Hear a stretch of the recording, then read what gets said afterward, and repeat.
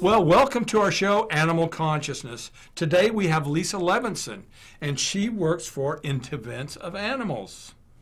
And that's sometimes called IDA. So Lisa Levinson, thank you for joining us on our show. Yeah, thank you so much, Tom. It's my pleasure. So I had some questions for you. How did you happen to choose animal activists to help? That's a good question. Actually, I have the desire to help animal activists because for many years that was what I did. I was an activist as well. I still am, but I was more on the ground. I started a toad detour, actually, to help migrating toads in Philadelphia. And while I was there, I spent every night on the streets of Philadelphia, although it was more of a back road, trying to help the toads cross the road. And while I was doing this, noticing how important it is to take care of ourselves and to have support so that as activists we can continue to help animals. It does take a lot of strength and courage and vitality in order to do that. And while I did that, I was also working as a therapist, a movement therapist to be specific. And so what I did was I was helping women, trying to give them self-care tools, and then later had the good fortune to be able to put those two skills together, the activism with all of the self-care and the issues around trauma that happen to people, but specifically happen to activists who witness a lot of secondary trauma in their work out on the front lines. I had started a vegan spirituality project, which was an opportunity to explore veganism as a spiritual path. And in so doing, I met Dr. Marilyn Kraplick. She attended one of our vegan spirituality retreats where we do yoga and meditation and have a speaker. And the purpose of that is to really develop and build community so that we can nurture ourselves and continue to be vegan activists in the world. Dr. Marilyn Kraplick from In Defense of Animals, she said she would love to encourage her supporters of her organization to add some more spiritual elements to their practices, to their lifestyle.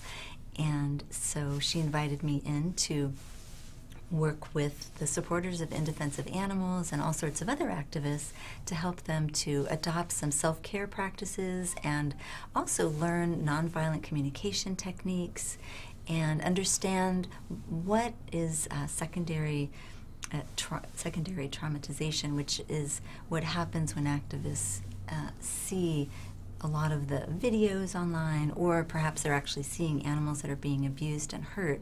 And so there's a great need in our community for resources so that all of us who have such big hearts don't continually suffer while we do this really noble work for the animals, trying to help them. Yes. Now, you touched on why, but could you go into more details why activists do need help? Oh, sure. Yeah, activists need help because if they are exposed on a daily basis to videos of animals suffering, and it's very painful to observe those things. Also, some activists are in the streets rescuing cats, helping dogs who've been in dog fights. There's just so many multitudes of causes that activists reach out to help, like wild Mustangs, who are suffering. Which I'm involved in. Yes, I know you're involved in that. So all of these efforts that people have, when we're faced with animal cruelty, we want to take a stand against that. But seeing it over and over again, when we care so deeply, can be traumatizing. And so we need care ourselves so that we can continue to fight the good fight for the animals. What are the animal activists' needs? What do they need? Well, animal activists need some of the same things that most people need, which is, love, care. They also need to know that they're making a difference in the world, that their efforts are valued, respected, and acknowledged. And also to have a sense of understanding and acceptance by others that their beliefs in animal rights are worthy of respect and also worthy of care. So these are really important needs that I think activists have in order to keep going. And also one other one that's very important is community.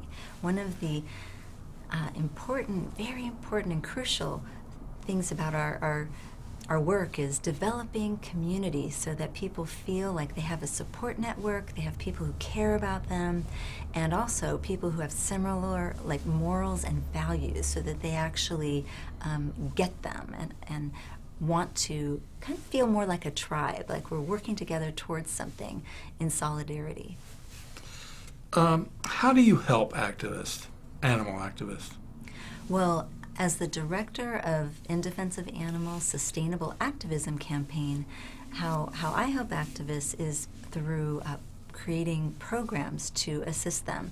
For example, we have a webinar, a sustainable activism webinar that is the first Thursday of the month, and we offer programming by experts in the field who come and they talk online to the activists and offer support and resources for things like how to manage grief, how to handle our anger, how to repair from despair and suffering that we might experience. So I try to bring in different speakers who are activists and who really understand and have been through this journey themselves so that they can speak to it. So we offer that sort of programming, which is really important for activists to get new tools so that they can actually find different ways to care for themselves and also care for the community, care for people around them. And then we also offer, on the second Thursday of the month, we offer a vegan spirituality online gathering, which offers an opportunity for folks who are vegan to explore veganism as a spiritual path or a spiritual practice. And this is something that we've created a national community, actually, with people in different cities who meet, and they meet in person to connect and celebrate vegan life, and to have discussions about what does it mean to be vegan and what does it mean to be spiritual. And so we have those meetings going on, but we started an online version so people wherever they live can actually participate in this kind of discussion. And so the group consists of, I co-host the group with Judy Carmen, who's the author of Peace to All Beings, and she and I actually do an interview with different guest speakers who have practiced veganism and also spirituality, so that folks who are interested in both of those and want to deepen their own practice can join in and learn. So it's another supportive community. And then the other program that we offer is on the fourth Thursday of the month. We offer a webinar format. It's really it's an animal activist online support group. So what we do is we actually talk amongst ourselves about things that are going on in our communities, issues that we're facing, what sorts of support, asking for specific types of support that we might need. And it's a group it's confidential. We agree to keep our conversation confidential during the group so that everyone can feel safe and comfortable. It's really run just like a therapy group. And when I ran these groups for many, many years, and so it's another opportunity to commune with each other and to share and to offer support and also encouragement, motivation, and to swap resources. So if people need new self-care tools, or they might need to know about different activists who are working on similar projects. So it's also a great networking tool. Very good. We protested Black Friday in Beverly Hills, and there was it seemed like nobody really responded. Maybe a couple people, but in general, most people didn't want to. They would take our flyer, but it didn't seem like they were that receptive. And maybe that's something that you're talking about on animal activists, because they're getting a lot of rejection. Would you tell us a couple more examples about how you help animal activists and what they are going through? And Sure, yeah. Actually, we also offer another service, which is an animal activist helpline, so that folks can call up, and it's a safe and confidential call where the people on the other end of the line are actually animal activists, and they're trained in nonviolent communication techniques. So they offer a lot of empathy for activists, and that's exactly the antidote for what you're describing, that incredible frustration for constantly putting out energy and trying to connect with others and encourage them to adopt a vegan lifestyle, and at the same time still feel upbeat and motivated yourself. And so we offer this helpline and this opportunity for folks to have one-on-one conversations with professionals who can help, so that they can feel like, wow, I have the inspiration, I have the motivation, and I have the ability to continue having these sorts of conversations. When they feel heard themselves, then they're able to listen and hear others and help them to make these changes in their life. Yeah, because you do have to have a thick skin sometimes when you go out in the public and people are constantly rejecting you and even being angry at you for interrupting their shopping, or the shop owners. Some of them, I mean, we got kind of vocal too a couple times with some shops. Now, I've been a vegetarian off and on since I was very young, because I always thought, I studied Eastern philosophy, and if you look most Eastern philosophies and such, and monks are vegetarians and vegans. So I adopted that at a very young age because I thought it was. But I wanted to hear more about your point of view about being a vegan. How are you concerned about not getting essential amino acids and proteins, and how it affects your health and how it affects your energy? Well, I have great energy. You do, Lisa. You've always had great energy. As far as I know, I have pretty good health as well. Some of the ways that I look at it is just to have a diet that's colorful, so that I get all the minerals and other things, vitamins that I need from the food. So to me, it's more about having a diverse diet of fruits and vegetables and grains and beans, and that's the way that I look at that diet of whole foods. Now, taste. Do you ever feel like you're limited in the taste of the food that you're eating, that you ever desire to have meat? You never have that desire. Do you eat the veggie burgers or the artificial, what do you call it, artificial meat? I don't know if that's the right word. Yeah, the imitation meats. Yes. Well, I think that for many people, actually adopting a vegan diet can be very healthful, because if you have a diet that's more based in whole grains and beans and vegetables, you're getting a lot more fiber, and it prevents a lot of the major diseases that we see in our country. But in terms of flavor, when you think about it, a lot of what gives flavor to food is the spices and all of the cooking styles. And I think whether it's raw or cooked, there's all sorts of spices and ways of preparing food which actually makes the food taste so good.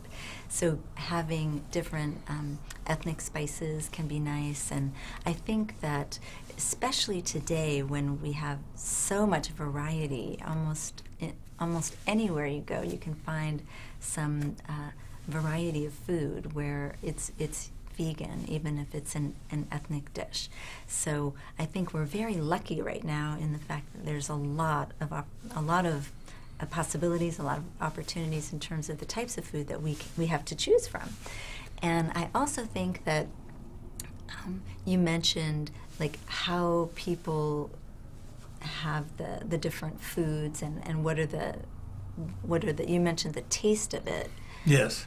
And so I feel like the food that I eat is absolutely delicious. And I'm kind of a gourmet in terms of food. I did have a catering company many years ago that did macrobiotic vegan food. And so I feel like I haven't had any limitations in my food or my taste. Everything's been delicious. And there's so many every day. Another amazing vegan restaurant opening up. So Yes, I think that we're very fortunate to have all of that. Well, I eat a lot of veggie burgers. I love, they taste just like, well, you can get several different styles. And I enjoy those very much, and they taste just like meat to me. And you mentioned seasoning and stuff. Now, one of the main, I think the number one killer in America is heart disease. And isn't that from cholesterol? So I wanted to ask you about the health benefits. And I know you don't get the antibiotics from the meat. If you're not eating the meat, you're not getting the hormones, and you're not getting a lot of the negative things from eating meat because you're not eating antibiotics or hormones. So it's a much healthier lifestyle, a diet. You want to address that? Sure. And I know many people, when they adopt a vegan lifestyle and diet, they find that their health really changes, and a lot of the previous concerns, whether it's allergies or specific ailments, actually they go away. And I know in my family there was a lot of high cholesterol and heart attacks and strokes, and because of eating a vegan diet, I have a very low cholesterol. And so I think that that's one very positive outcome of being vegan, is that we don't eat a lot of the dairy products, which increase the dietary fats and some of the risks that clog the arteries, clog the heart. There's a big issue with the GMOs. I'm really concerned myself. I don't think we really know what the consequences of eating GMOs and such. Does that concern you? Yeah, for sure. I think that many people who are concerned about the animals and the environment are also concerned about GMOs because they have impacts on our physicality. I think they also can cause some sort of leaky gut syndrome, and there's a lot of physical repercussions for having these non-natural substances that are in our foods. So perhaps having organic food, having food that is non-GMO specific will help with that. But I think it's always really important to go back to the fresh fruits, fresh vegetables, grains and beans, and finding a diverse array of foods that are back to basics, just simple, healthy foods, and that can be sustaining and filling and also fulfilling. Well, thank you, Lisa. Well, I'm kind of putting this off to the very end, and I think it's something that underlines the importance of being a vegan, is the animal suffering. Animals are terribly abused, killed, and sacrificed for our food in the millions and billions. Unbelievable numbers. I don't know what the numbers are, but it's in the millions daily. Daily, we're killing millions and millions of animals. So, and there's different types of animals. You know the issues with. Would you like to start with, say, chickens? Why it's so important for us not to eat chicken and not to eat eggs? Would you address that? Sure, and I think I'll start by talking about ahimsa, which is, part of why I gravitated towards vegan spirituality, because ahimsa is the practice of dynamic harmlessness. It's about setting an intention to do as least harm as you can in the world, to really live a nonviolent life. And I think that's the basis of all of our decisions as vegans, whether it's what we purchase to eat or purchase to wear or any of those sorts of items. How we entertain ourselves, every decision that we make, we evaluate it in terms of how does this affect the animals? And so in terms of animal cruelty, like with chickens, as you mentioned, they're often in these battery cages, and they don't see the light, and there's excrement everywhere, and there's dead bodies that just are disintegrating in their area. So just thinking of one of the great gifts I think that many activists have is about empathy and being able to empathize with the animals. And so if you have that consciousness and you're aware of what is it like to be a chicken in this environment with the feces smelling. It's just a putrid smell, and then it's dark. There's feathers everywhere, and also the smell of their loved ones who've died and who are decomposing in that area. Many of the chickens that they've found in rescue situations had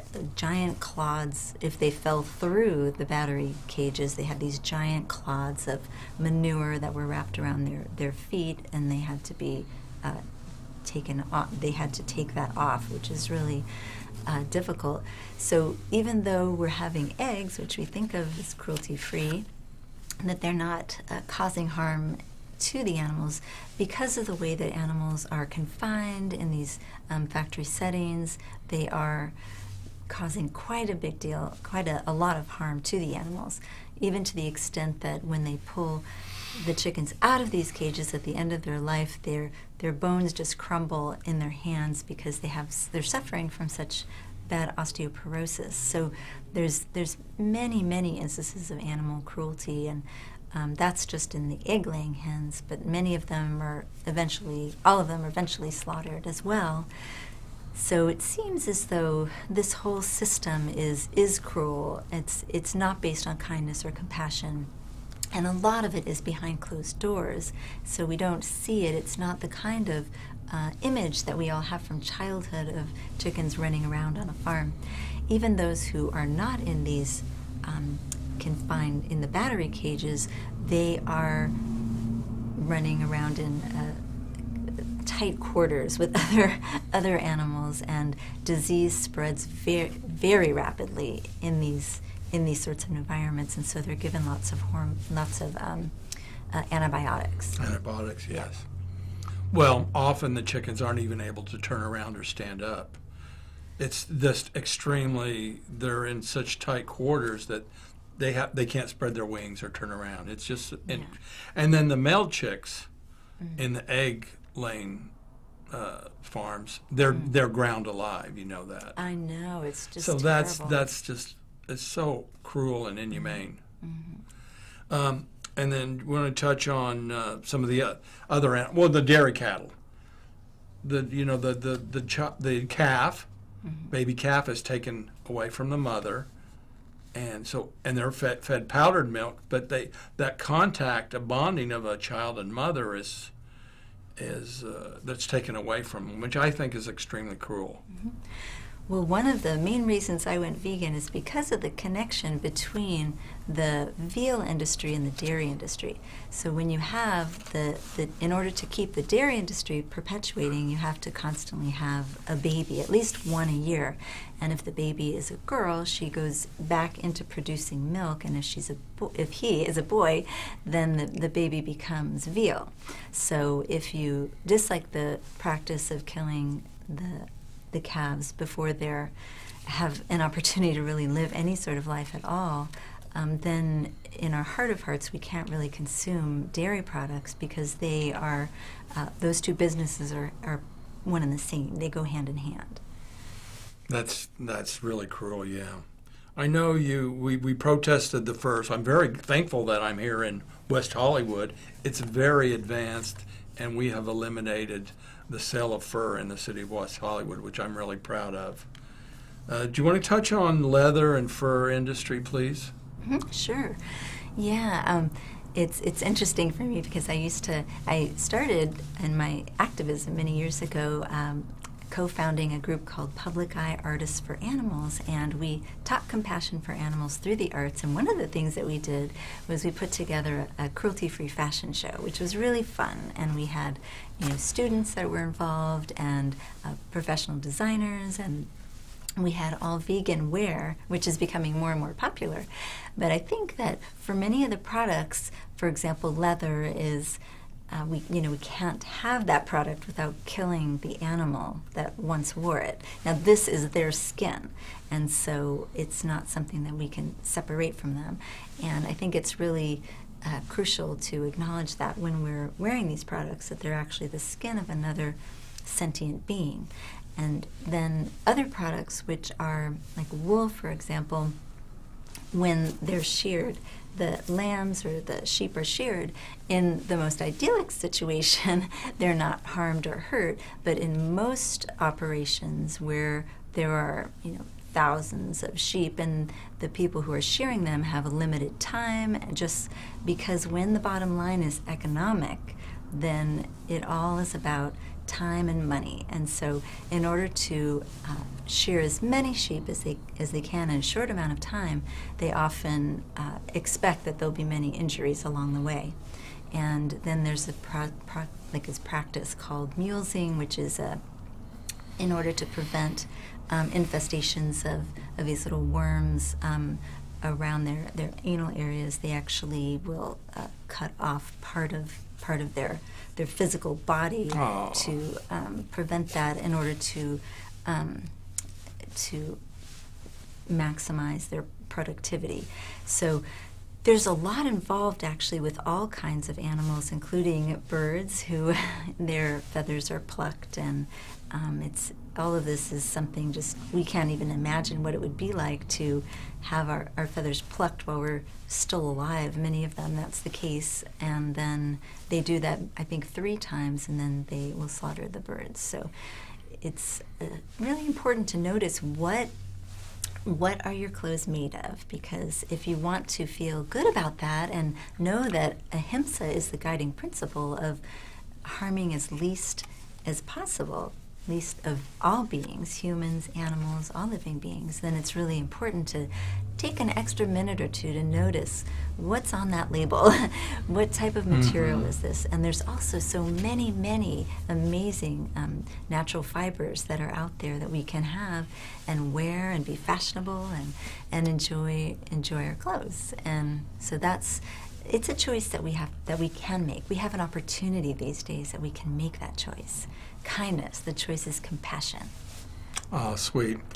We're just about out of time, Lisa. So would you like to make a closing comment about what you're doing, what's coming up in the future? Oh, sure. Yeah, definitely.